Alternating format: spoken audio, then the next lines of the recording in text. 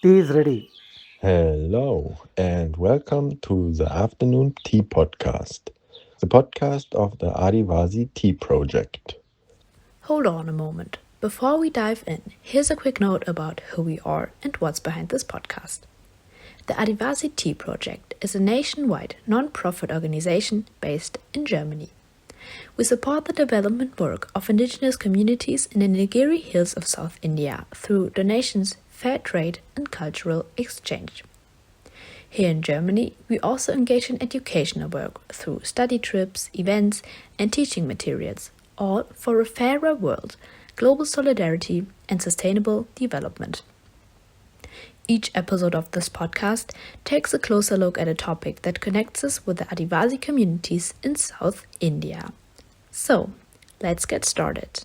In this episode, we will get to know a micro enterprise located in the Nilgiri Forest in Tamil Nadu that was founded by Adivasi women. Our speakers talk from different perspectives and inform us about the founding process, about the development of a micro enterprise, and about working conditions. To start the episode, we will hear Nemi. She joined Urumala only recently as a sales and marketing manager. Why does she like working at Urumala? I think I keep telling people like every time I am with the women at the unit, sometimes it's just so validating to see their motivation. And when I talk to them and when I am doubtful of certain orders or certain projects, and when we ask them like, what do you guys think? Should we do this? Should we take up this order? And every time there's never been a time where there's any doubt from them. They're like, let's do it, let's try it. What's there to lose? And the motivation with they come to work on a daily basis, which sometimes I struggle. Like there be 2 days I can be motivated, and the 3 days I'm questioning what am I doing and all of that. No, so it's really beautiful when I sit with them and to see their motivation. And sometimes when I see them come from such different places, and such far away places, and just like if I had to like walk for an hour and then take a bus and then come to work and then go back and do things at home, I don't know if I have that resilience, to be honest, even though I would like to think of myself as a resilient person. But when I think of some of the everyday life that some people have and they still show up, sometimes, I really get energy out of them when I watch them. So it's been absolutely lovely to work with these women.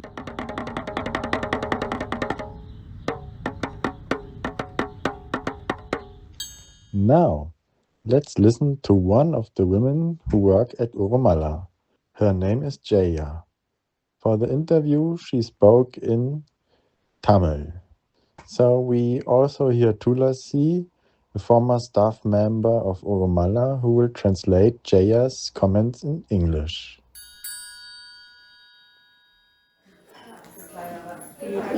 Jaya Ponnani village. நான் படித்தது வந்து Pandalur higher secondary ஸ்கூலில் +2 வரை படிச்சிருக்கேன். அப்புறமா அது முடித்து வேலைக்கு போனேன். She said her name is Jaya. She is from Ponnani village and she has completed 12th grade and she don't want to study a higher education. She felt she don't want to do. And she went to tea leaf plucking work in plantations and then அது எவ்வளோ வருஷம்? For 3 years she was working in tea plantations and then she have joined Urumala. After Urumala started, there were 10 women who started this and the second batch Jaya joined. She joined. Yeah. Okay. உருமலா தொடங்கி 4 வருஷம் ஆச்சு. இதில் வந்து first pad தான் தைச்சிட்டு இருந்தாங்க. அப்புறம் இப்போ வந்து புதுசாக வந்து குல்ட்டு, டேபிள் ரன்னரு, வால் மவுண்டு, அப்புறம் குஷன் கவரு, லேப்டாப் ஸ்லீவ் அந்த மாதிரி ஐட்டம் பண்ணிக்கிட்டு இருக்கோம். In the beginning, they were stitching sanitary cloth pads, and then gradually they do other products like all those she named. சிலவங்க வேலைக்கு வருவாங்க, 2-3 ஒரு வாரம் ட்ரைனிங் எடுத்துகிட்டு அப்புறம் அவங்களுக்கு விருப்பம் இல்லைன்னு சொல்லிட்டு போயிடுவாங்க. Some women, they think they want to come and join Urumala. They come here and we have a training period, no, 3 months.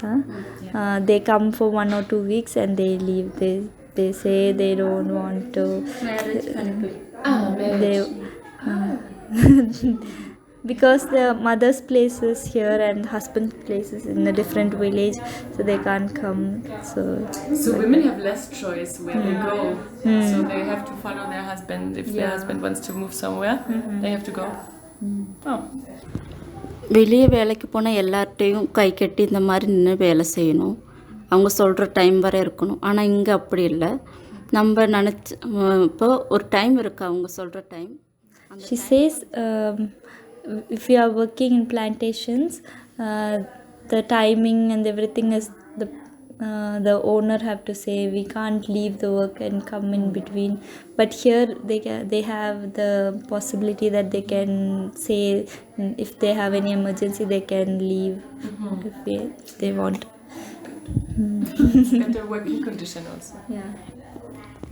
எங்கள் வீட்டில் அப்படி எதுவும் இல்லை, எல்லோரும் வேலைக்கு போகிறோம். அப்புறம் நல்லா இதில் தான். She says, in my family also, other women, they don't feel that I'm getting less money or she's getting more money, I'm like jealous of her. They don't think like that in their family. But before coming to Urumala, she was getting money from others for help, and she'll give back. From the government? No. For other family members or other people who are working people. If she don't have enough money, she was buying money and giving back to them if she didn't have money. But now after coming to Urumala, she itself have money, so she don't want to ask money lend from some other people. And now she is working in the tailoring unit. She is proud of it. Thank you so much for the interview. I'm very happy.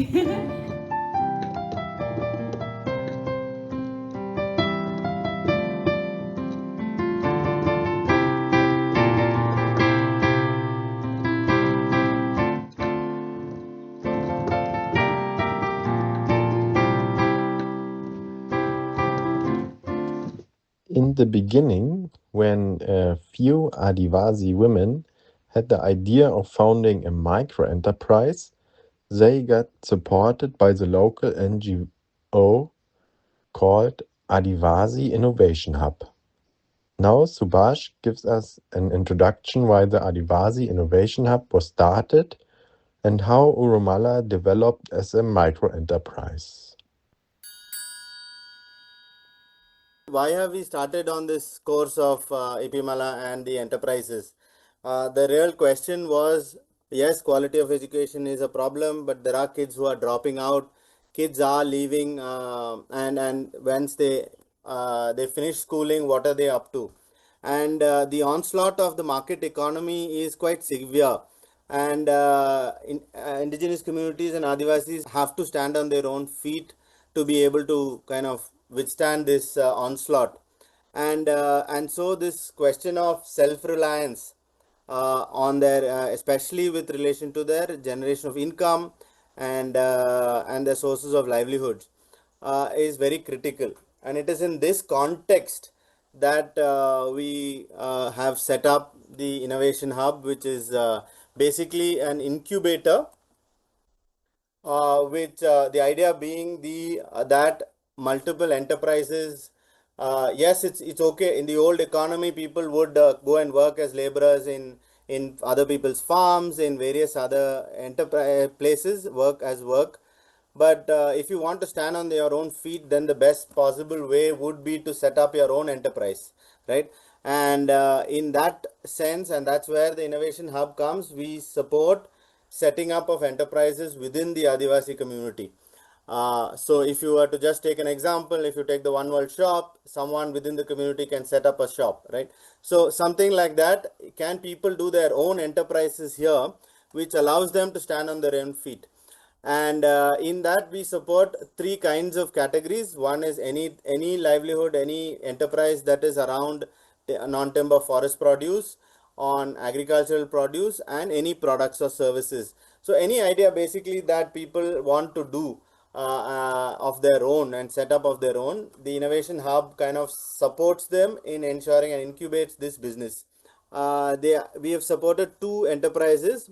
One is the third share enterprises, which is the brand related to the coffee, the pepper, and the honey from the farmer and producer groups.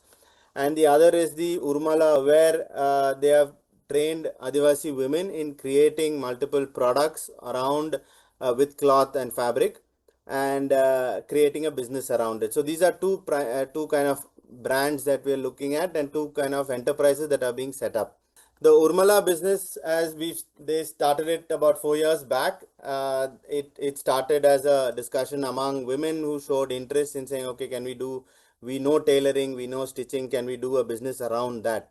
And it is from there that it kind of built up, and slowly in the last 2 years we have set up an enterprise called the Urumala. It's a self-help group, and this enterprise has about 40 or 45 women who are trained as in stitching, in applique work, in embroidery, in various other things, but started to create products. And what started as a small thing has now slowly grown. What started as 8 to 10 people initially has moved to about 40 odd women who are there full time.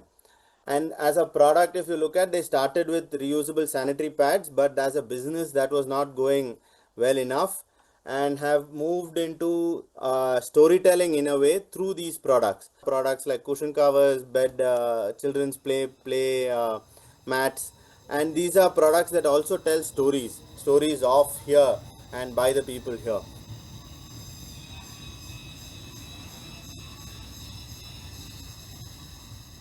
And now we are in a process of changing the entire we've got an external advisor who's come on from a technical aspect of design, and helping us come up with other stories, and how do you tell these stories through these products.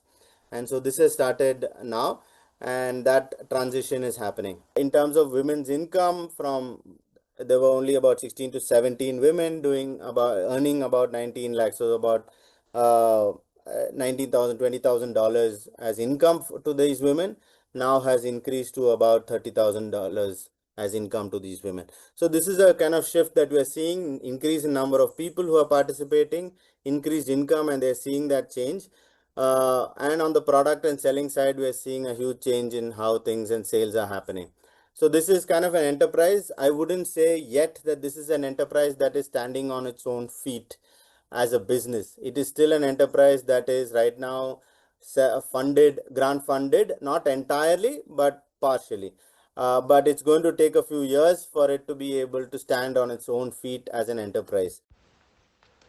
As we learned from Subhash, Urumala is an enterprise that is constantly growing and still needs to grow in order to stand on its own feet. The development of products is also a key task for Nimi. She will describe why change is needed and how the Urumala women are supported in creating their own designs.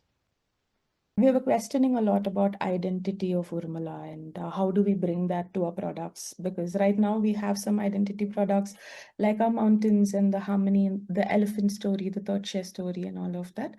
But beyond that, what is our identity? Is our identity going to be limited to the forest, or what? How do we bring the identity of this project into the products? So when we started on that journey, we decided to bring some experts in.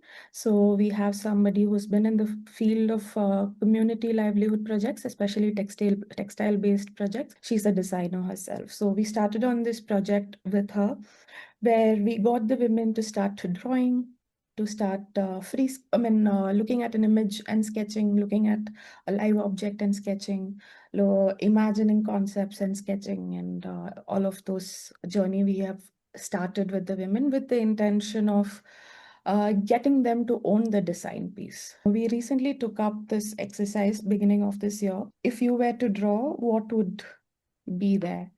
It is the same harmony in the wild.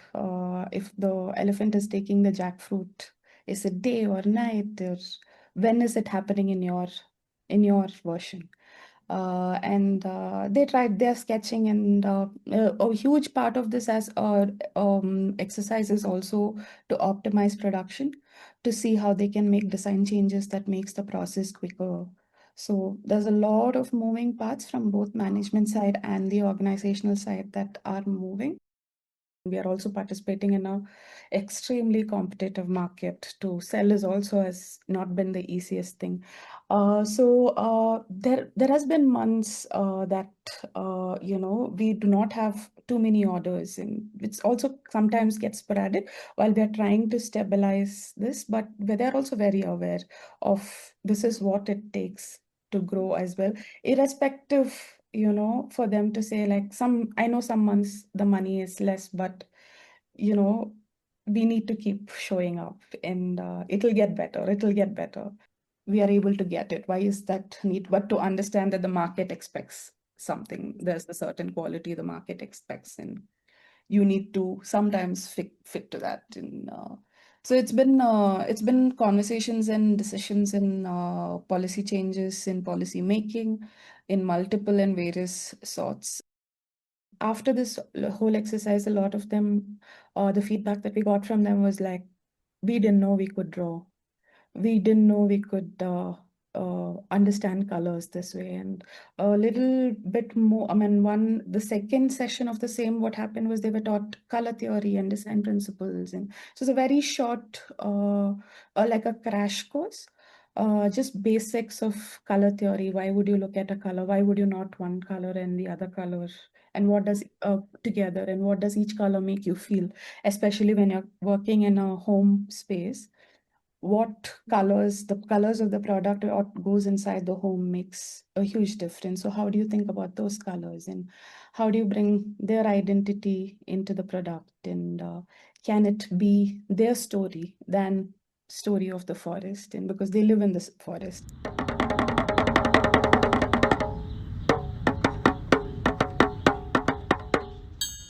Nimi also explained in our interview how Urumala is shaped by the idea of a bigger collective. All work done by the staff women is embedded in the development work of the Adivasi Moneta Sangam, a network of 22,000 Adivasis in the Nilgiri Mountains that operates through different organizations with one goal: to empower Adivasi people. I think from my very little experience with Urumala, what I learned from the community is primarily their resilience to show up and to stand up and hold on to their identity. And this is that identity that I want to bring, because for the longest time these people have been oppressed, and this is probably one of the very first times they're also trying to, in Stan's words, carve their own path or pave their own path in their own terms. And for me, that is the most powerful way of showing up in this society, to pave your own path in your own terms. You go as one voice. At least you're trying to go as one voice. Like every decision is not made by a singular project or a singular group of people, but it is constantly made as a bigger team. And everybody has a role in this community. For me, it is the power of a participatory process, and how the need to keep your community informed, and in the process being informed of what is happening in your community, and the joy of showing your work. And there's always an area meeting, an all team meeting, where all the organizations come together, and we talk about what all of us are doing. So there's constant feeding in to the community, constant conversations and communications with the community, which is very beautiful. And the power of community and the power of collective is something that is my biggest takeaway.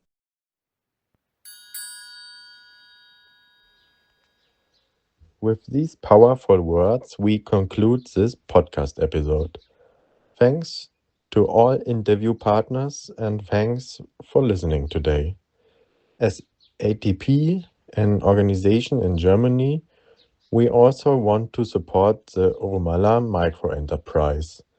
We are basically supporting in two ways: importing products and selling them to German customers, and secondly, collecting donations for the development work of Adivasi Monetra Sangam network. If you are interested in supporting the Urumala team, too, you can either donate or buy products on our events. If you have an idea where to sell Urumala products, please contact us and place an order. Goodbye and see you for the next episode. That was the Afternoon Tea Podcast. Thank you for tuning in. Do you have feedback for us? We'd love to hear from you. Leave a comment or send us a message. You can find us online or on Instagram. And if you'd like to support our work, get involved, or meet the people behind the project, we would be happy to connect with you.